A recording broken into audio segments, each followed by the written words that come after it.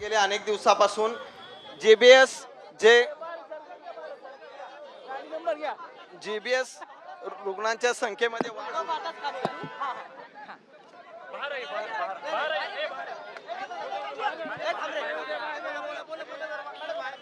एकंदरीत बघतोय 7 तज्ञांचं हे पथक आहे जे की आता पुण्यात दाखल झालेलं आहे.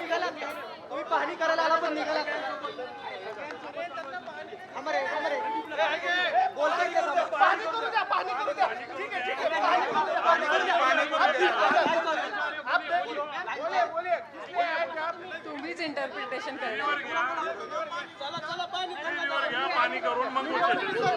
तुम्ही लोक इंटरप्रिटेशन करणार आहेत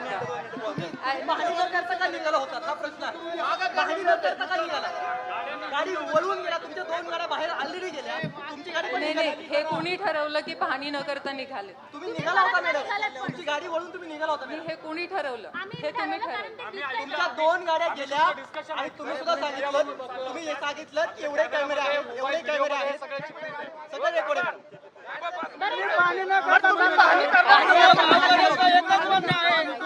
आमचं गावकऱ्यांचं एकच म्हणणं आहे, समाजाचा जीव धोक्यामध्ये आहे. जर तुम्ही याची पाहणी सुरुवातीला मी आज रिपोर्ट करते. बघू तर द्या काय. बघा म्हणून सगळ्यांनी सहकार्य करा, त्यांना पाहू द्या, पाणी करू द्या, सगळे सहकार्य करा, पाहून घ्या. तुमचा अहवाल काही नंतर हे करा, पण करा तुम्ही सुरू झालं. मला सध्या पहिले बघायचे की आधी काय झालं. पाणी करा तुम्ही, पाणी करा. कसं होतं मॅडम, तुम्ही आलाय चाललाय हे सुरुवातीचं पिक्चर जर मला माहिती नाही. चला 1 मिनिट ऐका ना मॅडम. पाणी करा, ठीक आहे, बरोबर आहे. आपण ऐका ना मॅडम, इथं बोलण्यात वेळ घालवण्यापेक्षा तिथं जाऊया. चला 1 मिनिट, चला मीडिया, चला चला चला चला, तुम्ही तिथं फक्त बघा तरी काय चालेल. पाणी करूया मॅडम, ऐका ना, पाणी करू आपण. चला माझं मीडिया, चला माझं, पाणी करू.